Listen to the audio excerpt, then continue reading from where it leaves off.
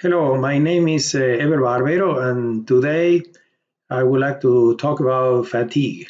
It's going to take us several videos to complete the chapter 6.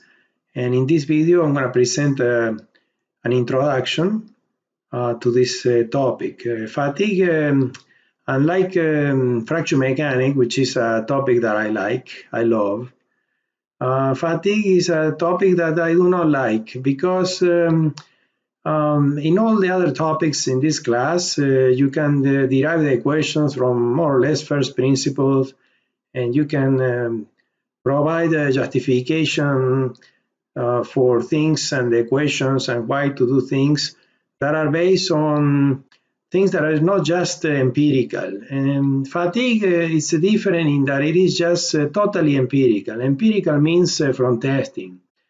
There is really very little explanation. I try to add some significant explanation on this video to provide some understanding that goes beyond just, oh, okay, I go to the lab, I test, I feed the data, and that's it, I use it, okay? So in a way, fatigue to me is like cooking. You know, you get a recipe, you follow the recipe, and you get the food done. But cooking is better than fatigue because in cooking, once you're done, you can taste it and you can have immediate feedback of if you did well with the recipe or not, and you can modify it to your taste. You can have other people taste it right there, and you have immediate feedback, and then you change it, you do the same, you modify the recipe, you do it again until you get to perfection. So in a way, cooking is an art. And for an art, you need feedback, you know, like in machine learning, you need feedback.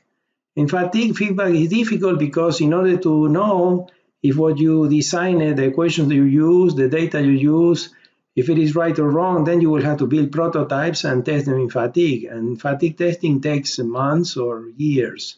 And building prototypes is expensive. So by the time you're done with the testing, you forget why you did the testing. So that's why cooking is better, okay? But we'll try to make the best out of fatigue because it's something very useful in mechanics that you will be exposed to. You will have opportunity to work on this, I'm sure, because it's an important topic that we cannot shake. We cannot get rid of, okay? So let's talk about fatigue loading, and a lot of terminology, new terminology for all of us. So, okay, so here on this picture, so I show you a crankshaft of an internal combustion engine. This is a sophisticated engine because it's an aircraft engine. And being an aircraft engine means that the safety factor cannot be huge because the weight will be very high. And of course, now all the aircraft use jet engines, but the problem is the same. It's just that there were nice pictures that I could get for this aircraft engine. And this is the crankshaft. And then after many hours of operation, suddenly, with no warning, this crankshaft broke in two, like you can see here, in two parts, with a failure mode that is brittle and sudden. But you say, no, this material is ductile steel, and it was very well designed for using strength design. So there's no way there is yield, and there is a decent safety factor applied, so there is no way that this thing yielded. And if it had yielded, then we would have vibrations or some indication that something's going on. You know, if this crankshaft is bent, everything will vibrate like crazy, and the operator, the pilot, will notice. In this case, no notice. 1 minute the crankshaft was fine, the next minute it was just like you see here, okay, broken into two. So, okay, so then let's look at some characteristic of fatigue and fatigue loading. Fatigue loading refers to the type of loading that we put. You know, that if we build a house, we put loading on the foundation, and that loading is fixed. For as long as the house is there, it's sitting on the foundation, the load is fixed. We call such load quasi-static. Okay, now we build a bridge, and most of the load of the bridge is self-weight, so it's quasi-static, yes. And even if the traffic, you consider the traffic, the number of the loads are relatively small, so most of the load is quasi-static, things like that. Fatigue loading is not. Fatigue loading is repeated, yes. So one word that we are going to use is repeated, but this word we understand very well what it is. It means that you put the load many times. And in fatigue, when we say many, we mean hundreds, thousands, tens of thousands, hundreds of thousands, and millions, all right? Imagine how many revolutions a crankshaft has in an internal combustion engine like in your car. So if the load is repeated, then this new phenomenon of fatigue appears, and this phenomenon is not there for quasi-static loads, all right? And I say quasi-static and not just static because you gotta put the load. On any structure, you have no load when you build it, and then you put load, so it's not really static. There is a little bit of dynamics, okay? But it's the same, okay? Basically, you put the load and you leave it there. In fatigue, no, you put the load many times. And now we say that the loads are variable, okay? This is something we're gonna have to talk about later, exactly what we mean by variable, but let's say that the load goes from plus to minus, or from one value to another and then come back, you know? And so then we say that the load could be alternating or fluctuating. This will have very specific meaning that we will define in other videos, okay? At the beginning, we're gonna start with alternating, which is basically the stress, maximum stress was plus and minus. Then later we'll talk about fluctuating. Now, one important thing is to say is that the maximum stress must be well below or are well below the yield strength because the part was designed for yield, like you learned in this class. And then, then you're sure that this part is not subject to plasticity, no way. Now, the failure occurs after many cycles. Like I said before, many could be hundreds in what is called the low cycle fatigue regime, or thousands, hundreds of thousands in the high cycle fatigue regime. But you have to put many cycles, okay? Just few cycles won't do it. Now the failure is sudden, as you can see here. 1 minute it was fine, next minute it is there, like that. It occurs by fracture, which shouldn't not happen because this is a plastic ductile material, so why fracture? And no warning. That means that no matter what inspection technique you use, it's very difficult or impossible to see this type of failure, okay? So you can do X-ray, but on a massive, so thick part like this, X-rays do not penetrate. So what are you gonna do? Visual inspection is not gonna catch something that happens inside the material. All right, so no warning, and it's brittle. Brittle means catastrophic. That means that this airplane lost power, and I hope it could glide because it had zero power. From 1 minute to the next, no power, okay? So it's catastrophic. So these are the characteristics of fatigue failure, and we'll come back to this picture soon, okay? So now in order to understand fatigue, we have to understand several things that I taught in this class already, and really on purpose, coming to this part. One thing that you have seen from the first class in this course, actually the first homework, is the stress-strain curve and the effect of plasticity. This is part of the stress-strain plot that we use for homework 1, okay? This is a very small part. You see the strains here are very small. Here is the famous 0.2%, and it goes to 0.5%. So these strains are very small. So like I've said a million times, you apply a stress, so that means you load here in blue, and when it gets to this point, the material yields. When the material yields, there is a temporary going down here, the stress, so that means that even a constant load, if you put 300, you cannot really reach 300, put 290, you get to 290. 290 is above the curve, so that means that this will happen instantaneously, yes? Unless you are in displacement control machine. But if it's low control, this will happen immediately until this curve climbs up to this value that you put. You put 290, you gotta find the 290. Anyways, somehow you manage to stop here, all right? For example, displacement control. In the lab, you can do this. Then you stop here and then you unload with orange. all right, and the color orange. So you unload, and if you unload, this line goes parallel to this. We have talked about this many times, right? So you unload like this, and at the end you have permanent strain. That means it'll never go back there. Yes, you're here. So this strain is permanent, which means that the part is bent. Yes, or is deformed, permanently deformed. All right. And so, okay, so then if we do this, then we will get a strain. The strain will accumulate. That's the first thing that you have to understand, that I know everybody understands, okay? So then we go to here.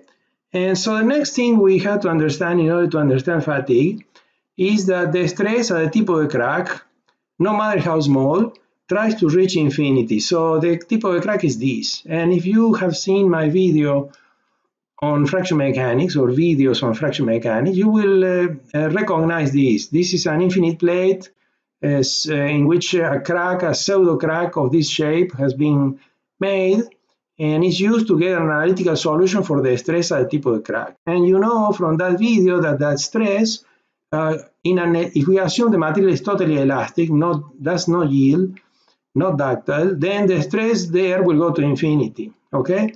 Of course, if the material is a ductile material, the stress cannot go to infinity. And we have talked to this many times. So it cannot go to infinity because the material won't let it. The material will yield in this area, and the crack is going to be blunted by the plastic strain in this region, okay? And then at the end, I always say yields plastic strains accumulated, okay? You'll see what I mean by this. In the first cycle, you reach some stress and you yield a little zone over here, all right? But in further cycles, we'll yield more, okay? And let's try to see that. So, okay, so here, this is a plot. This I took again from the same data, which is real data, that we use in homework 1. And also, I don't go too far. You see, I go to 0.1, which will be 10% strain, all right? The plot, really, the data you have from homework 1 goes much farther than this, okay? So this is the previous plot. You load, peaks, you go down, and I didn't stop at 0.0002. I just let it go over here, yes? And if I stop there and I unload with blue, parallel to this, as always, and there is this plastic deformation that now is 2%. Because I went farther, I accumulate 2%. Okay, here comes the funny thing. If I decide to load again with red, okay, I can do that. And I go on this line. Forget about this line. This line, I'll never see it again unless I anneal the material. But if I accumulated this plastic strain, now I go back and load like that. If you load a little bit more, then you climb up this line. And let's say you stop here and you unload. Now you're on this line. Unload. And what is your plastic strain? 0.04. What we just did is 2 cycles of fatigue loading. So first cycle, go up, come here, go down, accumulate 0.02. Second cycle, go up, go here, go down, accumulate 0.04. Third cycle, accumulate 0.06. Fourth cycle, accumulate 0.08. Okay, 2 things are happening here. The yield strength is growing. Okay, every time I get more. I gotta climb more in order to yield. Yes, climb more in order to yield. The yield strength is growing. But as far as the crack is concerned, the crack doesn't care because the crack can develop infinite stress. So if the material can say, no, I want to take it, my yield strength is higher, the crack says, no problem, I have infinite for you. So it's going to reach this value. It doesn't matter that this hardened. It is called hardening. It doesn't matter the hardening because hardening doesn't matter. The crack will reach any number. It can go to infinity, yes? The most important thing is that you're accumulating plastic strain. 1, 2, 3, 4 cycles, I got 0.08. Imagine if I put 100,000 cycles. So at the tip of the crack, you accumulate a lot of plastic strain. And accumulating plastic strain is bad. And I will explain why it's bad in terms of these locations. Plasticity really is related to shear of the location planes, all right? And so here I have a picture that is like a representation, not real, but it tries to explain what happens in the crystalline structure of the material. The circles are the atoms of the material, okay? These circles are all the atoms of steel, for example, all right? And they're connected by interatomic forces, all right? So these interatomic forces are, in a way like gravity, we feel the pull from the moon, or at least the sea feels the pull from the moon, and that's why we have tides, yes? And so this is gravity, yes? So nothing is connected except for this force that is gravity. But gravity is a weak force of long range. We can feel that force because of the moon, okay, where the moon is. But it's relatively weak. The only way that the gravity is large is because the mass, for example, of Earth, is huge. Then the force is decent, but relatively small forces. Interatomic forces are the opposite. They are very short range and they are very strong. Short range means that if you pull apart two of these atoms, and then the atoms don't see each other, okay? It's like you take the moon to another galaxy. We don't see the moon anymore, all right? So in this case, you pull them apart, they don't see each other, so they disconnect. You see these two atoms here, they disconnected. Now you wonder why they disconnected. Because in this diagram we put shear, all right? So let's stop just a minute and think about this. Why shear? Because Tresca says so.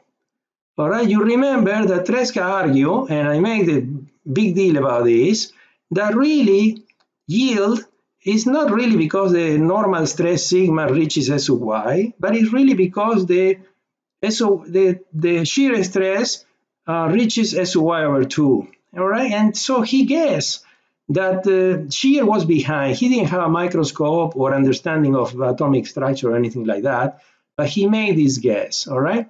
And then von Mises refined Tresca criterion, but he used distortional energy, again, because he had experimental data and he said, well, it has to be distortional.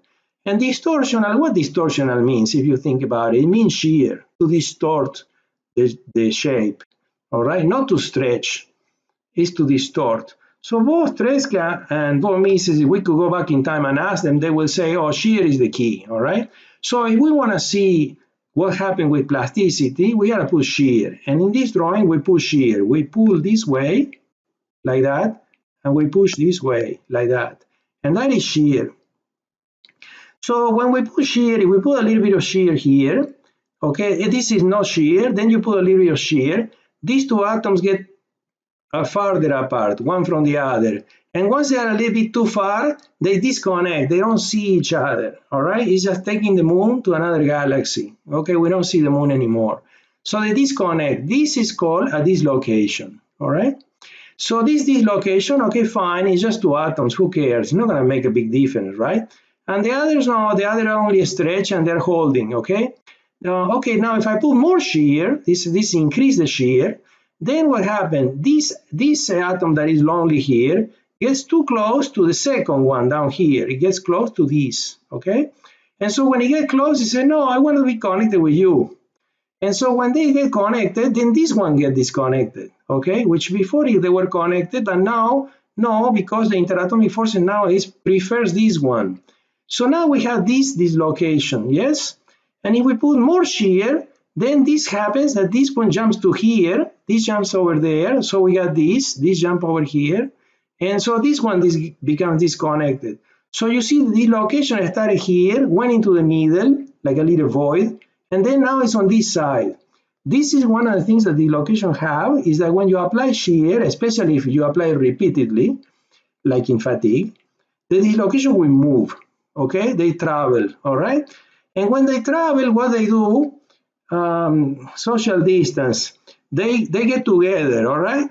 So they travel, they get together. And when they get together, several dislocations, many hundreds of dislocations, they get together, become a void or a crack.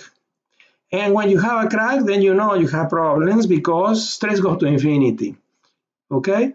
So the phenomenon of fatigue can be explained by arguing that at the tip of any defect, could be a stress concentration, a tool mark, anything that is sharp, Stresses will be high enough so that a little bit of plasticity will accumulate. Plasticity means dislocations. And these locations travel, they get together, they become a large crack. Once you have a large crack, then you have problems. This crack is going to grow, and then you end up with a crankshaft that I showed you before. Okay? They lead to fatigue failure. Okay? So then once we have this understanding of the location, then we can go back to our picture, all right? And study this picture a little bit better, all right?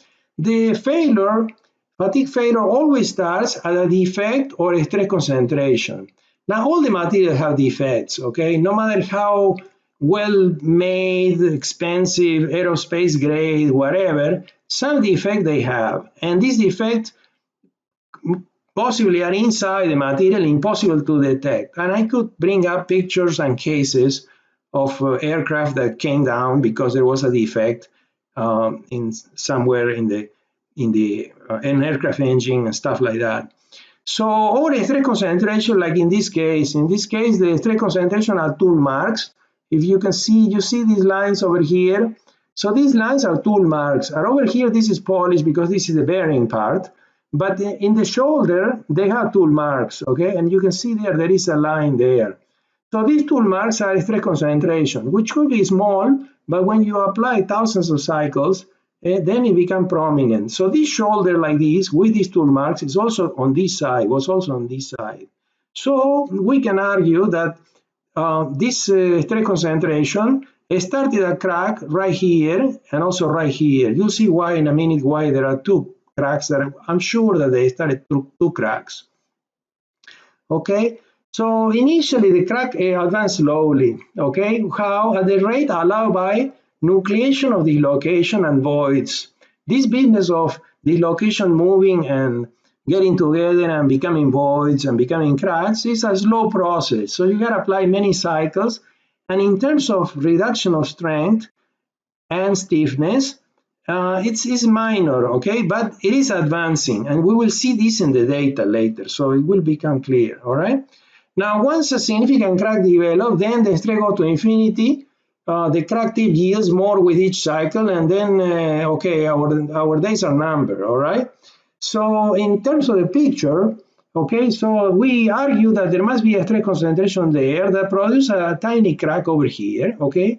And so then this crack advance this way, very slowly like that, advance like this, okay?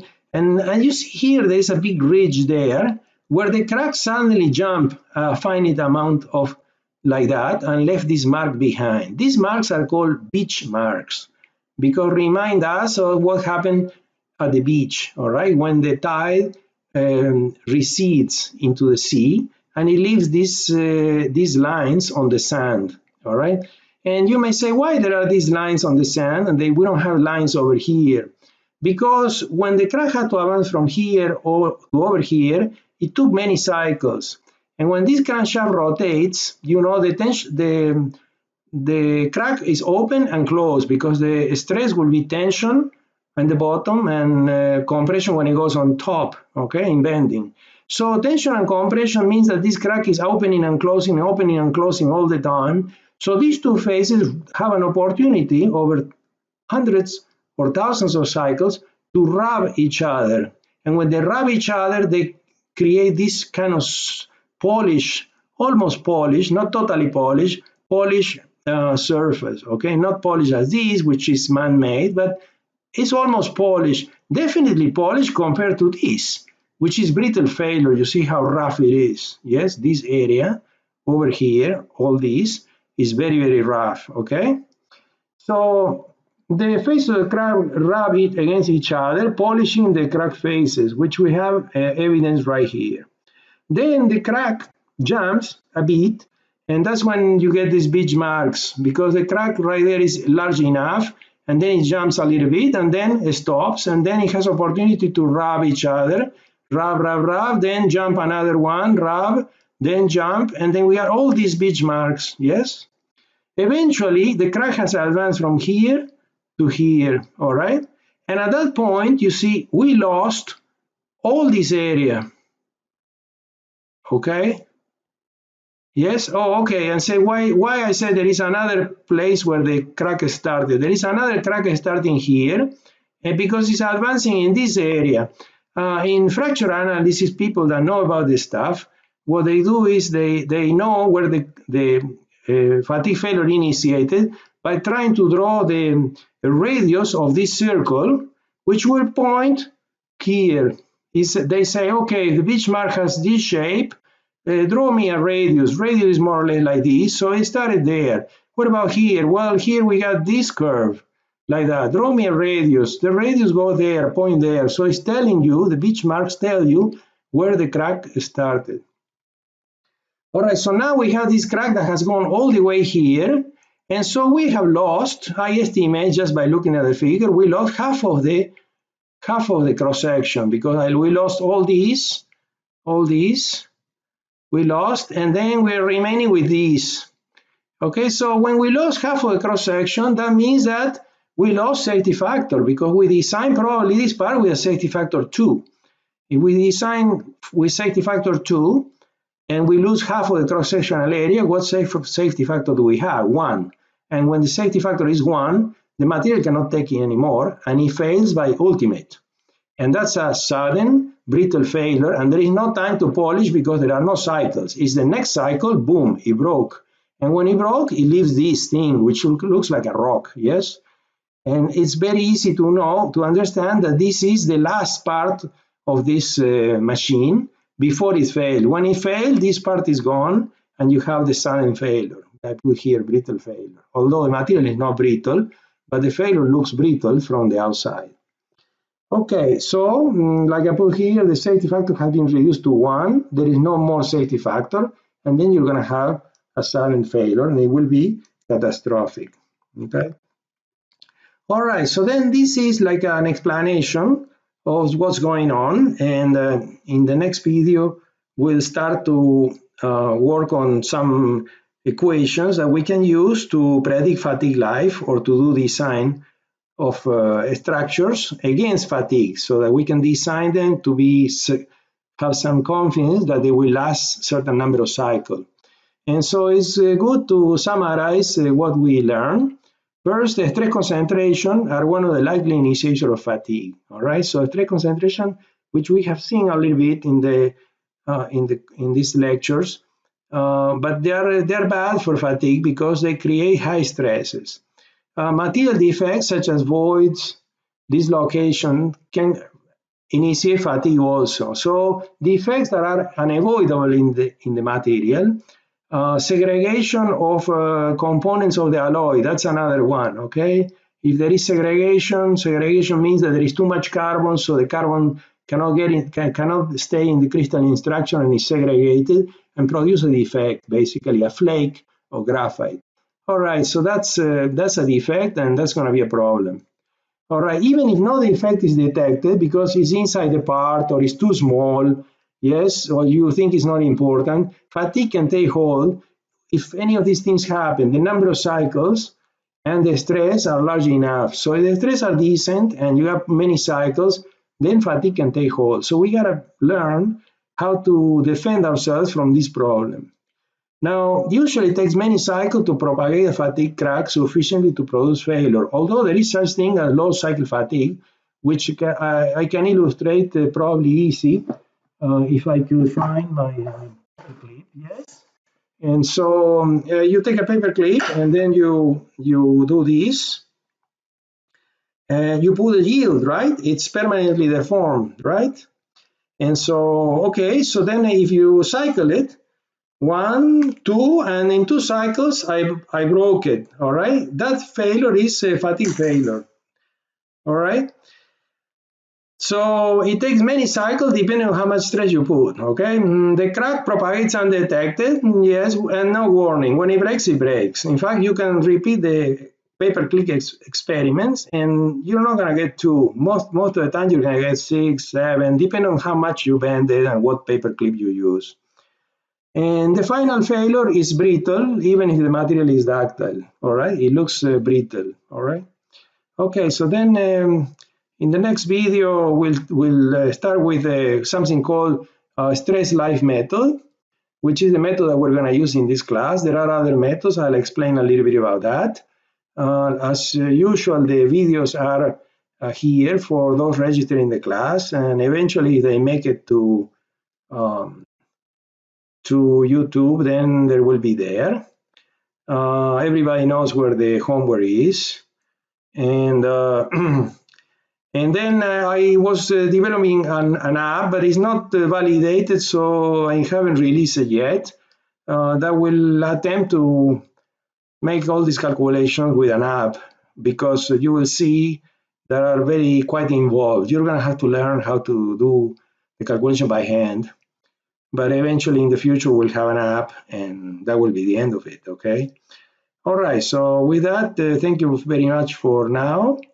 This is fatigue video 1, and next will be fatigue video 2. All right.